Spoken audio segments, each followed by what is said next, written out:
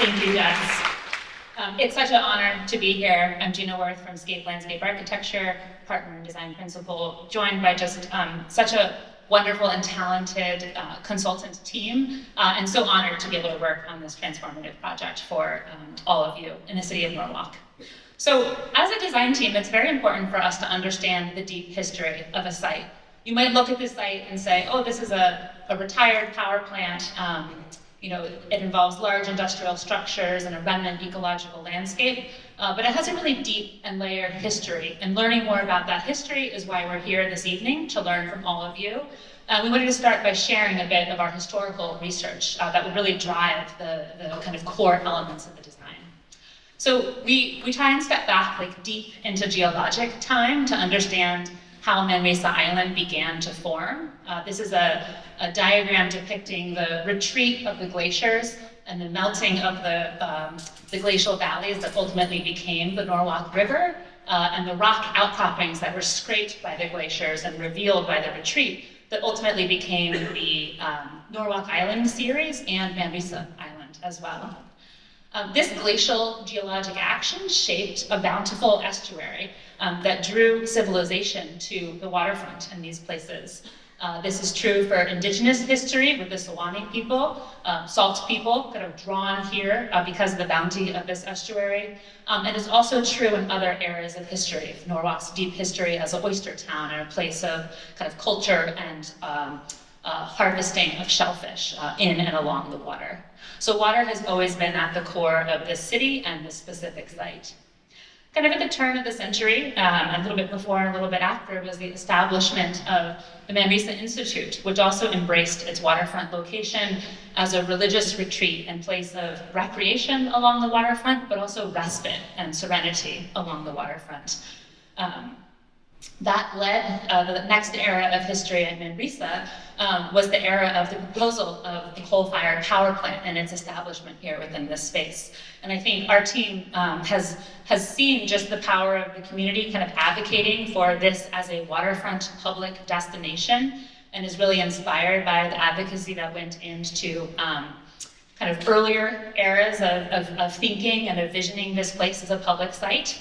And while it didn't happen in the 50s, it became a coal-fired power plant and later an oil-fired power plant. Today, it is being transformed into a public waterfront, which we were incredibly excited about. But we also need to recognize and reflect on the legacy of industrial transformation that this construction of the power plant left in its wake.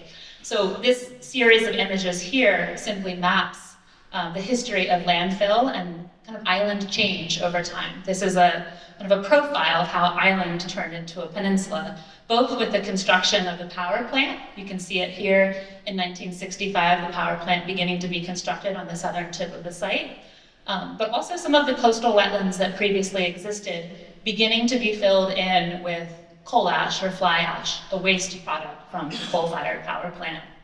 And over time, how this island became a peninsula, how the causeway was developed and built out, how the site was fully impounded, and how a really mysterious and beautiful birch forest grew up over those coal ash deposits after the power plant was converted to oil in its kind of second energy life. So, there may be images here you see on the screen that you're like, oh, I want to learn more about or linger on. Most of these images are in the gymnasium later, so I encourage you to come to the tables and check them out in more depth. We have just a really rich archive of historical imagery on this project. This is one of those images of the power plant construction.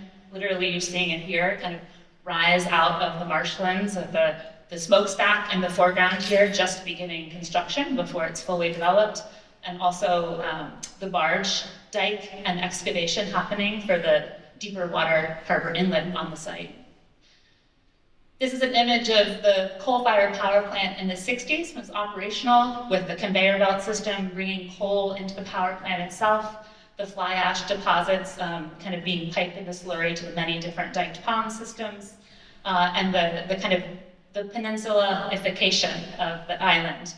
The creation of the perimeter dikes and the infill with this waste material that has grown up over time. So today we're left with a site that has many really interesting juxtapositions within it. It's the site, Manresa is the site of a retired power plant, but also a forest that has grown over the coal ash disposal. So it's both a site that requires remediation, but also has abundant ecological life. So in case you haven't visited the site, we'll do a quick overview with some images of the different landscape and building features, though I would highly encourage you to visit the site because just the beauty and the scale of the space is so difficult to describe with photography. You really must see it in person. Starting with the buildings, we have the power plant building itself is actually 3 structures combined together. An admin building, a turbine hall, and a boiler hall, as well as the smokestack structure, which I think you all know. Inside the turbine hall is a really very large and generous open space that hosts the turbines within the facility. Within the boiler room, there's many, many different floors and elevations of pipes and machinery, also with really beautiful views out to the harbor and sound beyond. And within the admin building, there's a kind of real attention to architectural detail of the 1950s and really interesting expressions and a sense of going back in time. But I think, Austin and Allison described how they were drawn here because of the shoreline, because of the landscape. And I think we feel similarly about that, this combination of epic architecture and incredible diversity of ecology along the shore is what makes this site so special and what we want to preserve in the future. So there's over 1.75 miles of shoreline. Each reach is different and diverse. This is the kind of current condition of the berth and harbor area that's more constructed, that could be more urban in the future. There's expansive wetlands, both adjacent to and within the site, different types of high and low marsh ecosystems, also some smaller freshwater wetland resources throughout the site. And then there's just the magic of the birch forest, which is truly an interesting and otherworldly place, this forest that has grown up over these different years of coal ash disposal and is helping cap and contain that material as well. On top of the building, you get incredible views out to the sound. On a clear day, you can see New York City, but you also can see the whole Harbor Island or Norwalk Island necklace, as well as unique views back to the city of Norwalk, a whole new perspective on the city. And so, while that's a very quick walkthrough, we wanted to spend a little bit of time this evening talking about the future vision for this site, and how some of that history really informs what we're looking at and what we're proposing. So our team feels that Manresa can serve Norwalk and the region as a public park that is a true destination. Jeff showed this image of it being a new park and really embracing the water, embracing its island-like qualities, though it is in fact a peninsula.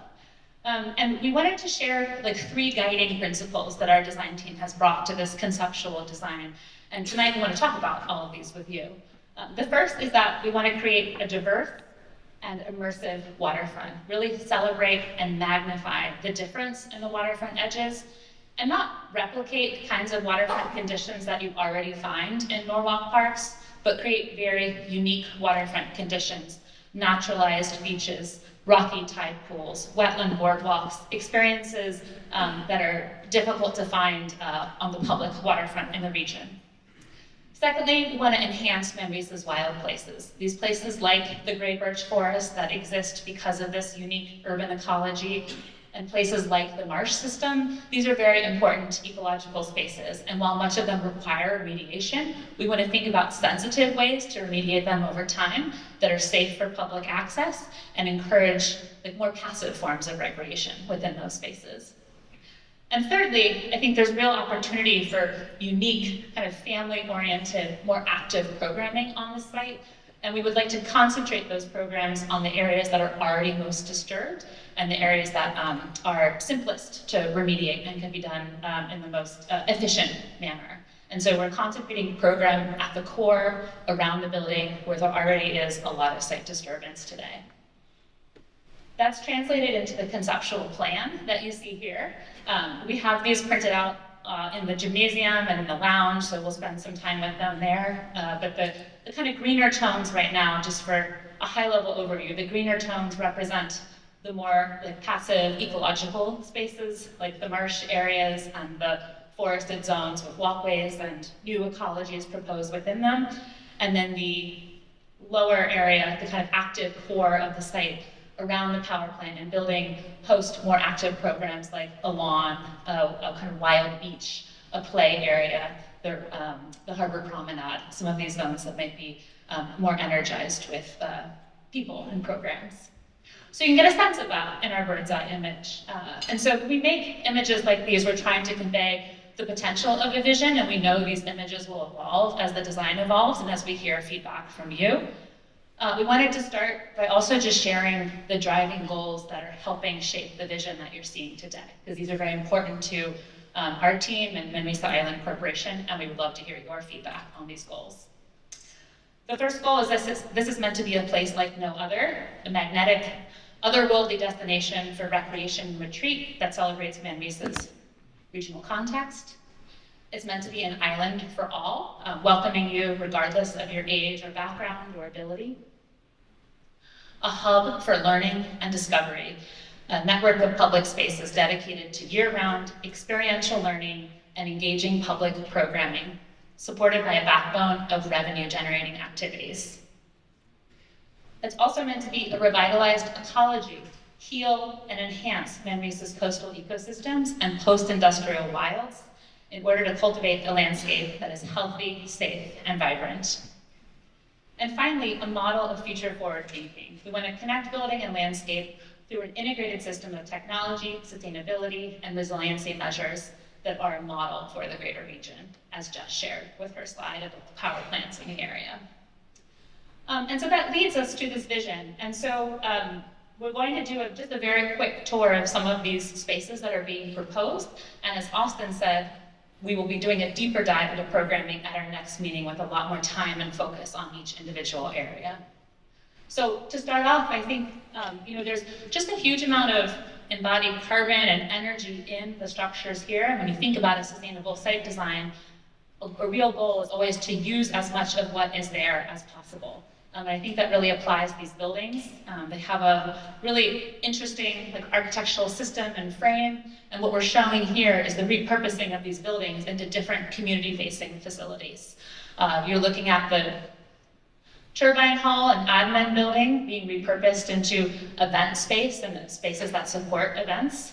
And the boiler hall being repurposed into a space that can host different community programs, as well as indoor recreational facilities that help support winter use of the park. For example, an aquatics area of indoor pool, as well as an outdoor pool that's shown in this image and rendering, and maybe a repurposing of the smokestack as well. It's very important that these spaces serve the greater park mission. This is a view of inside the turbine hall.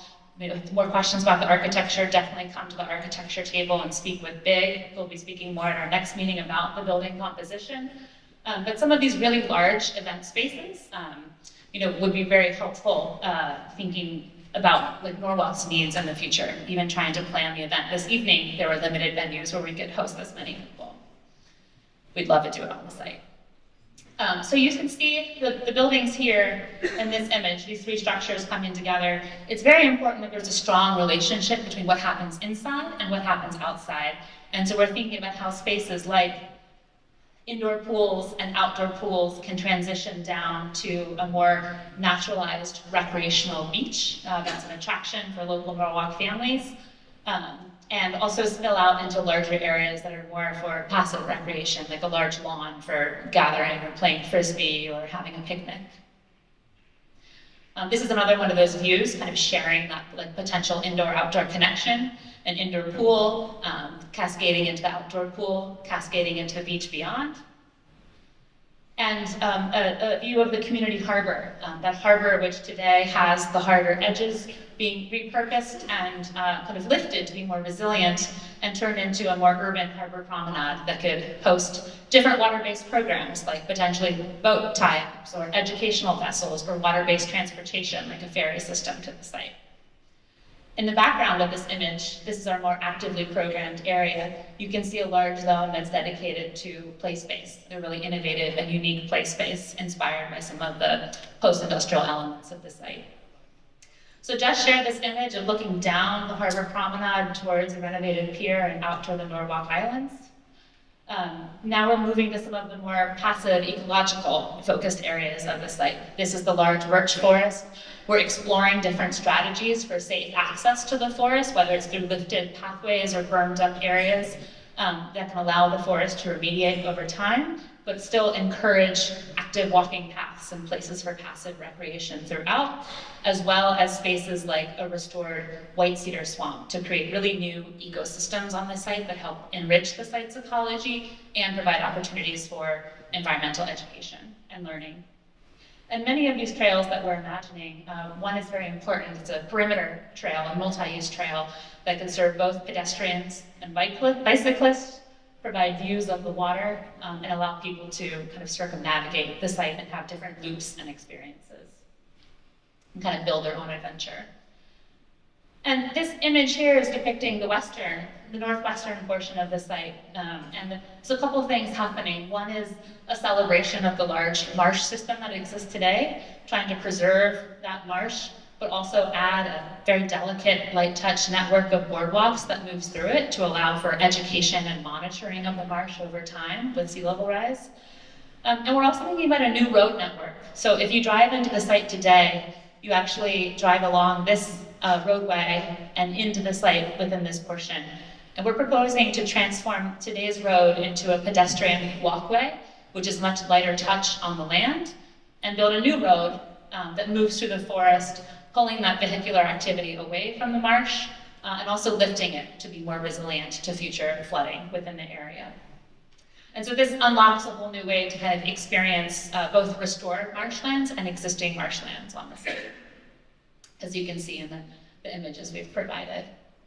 And so that's the really quick overview. I think we could all talk forever about this site, but the whole point this evening is to really kind of hear more from you. Just a couple of notes that what's happening in 2025 on the site, in addition to talking with all of you and going through our community engagement process and updating the vision for the site, there's already action happening. So there's early remediation efforts like oil tank removal, which will be happening in 2025. The walk bridge, the DOT, is currently using the site to construct portions of the walk bridge, and that process will continue. And site data collection to help inform ecological and survey information is happening as well. But tonight is really about hearing from you and talking about the future vision. So we want to know what you think. There's many ways of telling us what you think. One of them is to scan this QR code and fill out our survey. You can also share it with friends and colleagues. We have physical copies of this survey all over the gymnasium, so if you don't want to talk to someone, you just want to sit down and have some quiet time, fill out a survey and tell us your thoughts.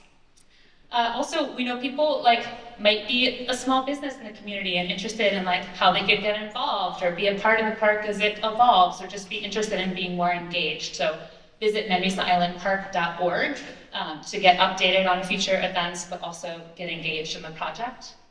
And then finally, I think we want to thank Dr. Estella and Brian McMahon High School for hosting us this evening. We're here and we have a number of different stations set up. So there's a large number of people here. So the best way to kind of share your thoughts and ideas is to come to the different stations that we have set up, both in the lounge and in the gymnasium, and share your thoughts, because there's many people from Manresa Island Corporation and from SCAPE and BIG and our other teammates here, all here looking to learn more from you. We're here right now in the auditorium, and so you just need to move back out to the general area where you walked in and around. There'll be people to guide you. We have some tables set up in the lounge. We also have a story booth set up in the library. So if anyone here has particular stories they would like to share about the site, maybe a family member worked in the power plant, or you worked in the power plant, or have been there before and want to tell us about it. We'd love to learn from this community. Maybe you've never been to the site, but want to tell us about what you would like to do there. We would like to hear your stories, so encourage you to come to the story booth. And then we have a number of tables about the building itself, the site history, the ecology, a kids table, and the vision, as well as the industrial transformation in the gymnasium. So with that, we're really looking forward to hearing your feedback. At our next meeting, we'll be diving into programming on May 8th, and on July 15th, we'll be having our updated vision based upon the feedback to share back with you. So thank you so much for joining, and I look forward to seeing you soon.